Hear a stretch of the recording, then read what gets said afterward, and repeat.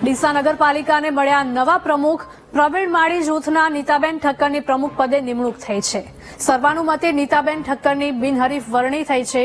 સમર્થકોએ નીતાબેન ઠક્કરને શુભકામનાઓ પાઠવી.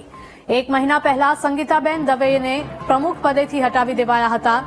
ભાજપના જ સભ્યોએ અવિશ્વાસની દરખાસ્ત મૂકી સંગીતાબેનને હટાવ્યા હતા.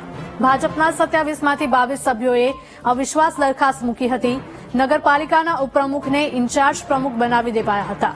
પ્રવીણ માળી જૂથના શૈલેષ રાજકોરને ઇન્ચાર્જ પ્રમુખ બનાવાયા હતા. ધારાસભ્ય અને પૂર્વ ધારાસભ્ય જૂથ વચ્ચે ટક્કર થઈ હતી. પ્રવીણ માળી અને શશિકાંત પંડ્યાના સમર્થકો ઉતર્યા હતા મેદાને.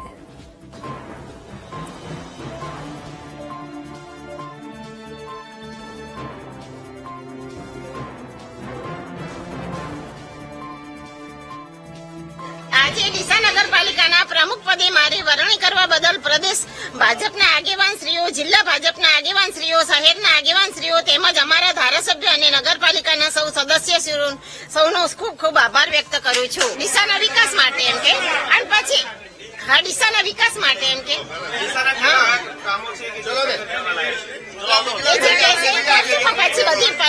પછી વાત કરશું એમ.